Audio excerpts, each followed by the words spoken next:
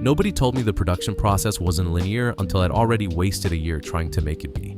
I thought there was a correct order: write first, arrange second, mix third, master last, and the professionals moved cleanly from one phase to the next like an assembly line. They don't. I don't. Nobody does.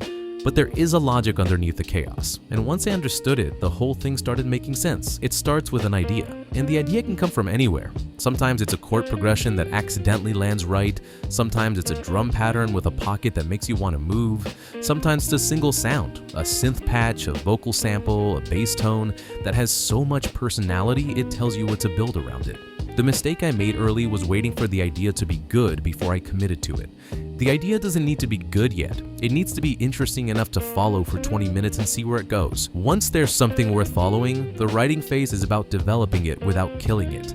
This is where most of the musical decisions happen: the key, the chord progression, the melody, the groove, the energy. The goal is not to finish a song here, the goal is to find out what the song wants to be. Some tracks tell you immediately, others take 3 sessions of wrong turns before the right version reveals itself. Both are normal and neither means anything about your ability. Arrangement comes next, which is the process of turning an idea into a journey. A loop becomes a song when it starts doing something to the listener over time, building tension, releasing it, surprising them, pulling them back in. This is where you decide what each section is for, how long it lasts, what gets added, and more importantly, what gets taken away. The arrangements that hit hardest are almost always the ones that are more disciplined about subtraction than addition. Space is not emptiness. Space is what makes everything else land. While all of this is happening, mixing is already starting whether you planned it or not. Every time you turn something up or down, every time you reach for a reverb or add a layer, you are making mix decisions. The idea that writing and mixing are completely separate is something people say and nobody actually does.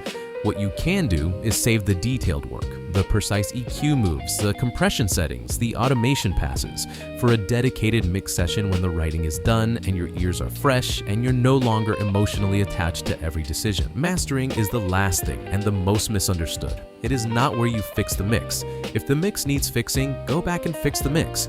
Mastering is where you prepare a finished, balanced mix for distribution, leveling it to streaming standards, adding the final limiting so nothing clips, making sure it translates across different playback systems.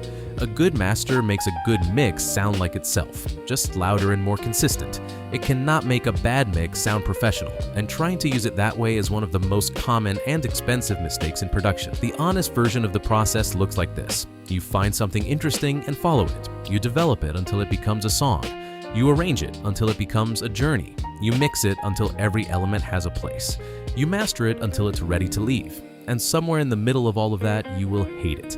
Think it's the worst thing you've ever made, consider deleting it, leave it alone for 3 days, come back and think it's actually fine, and finish it anyway.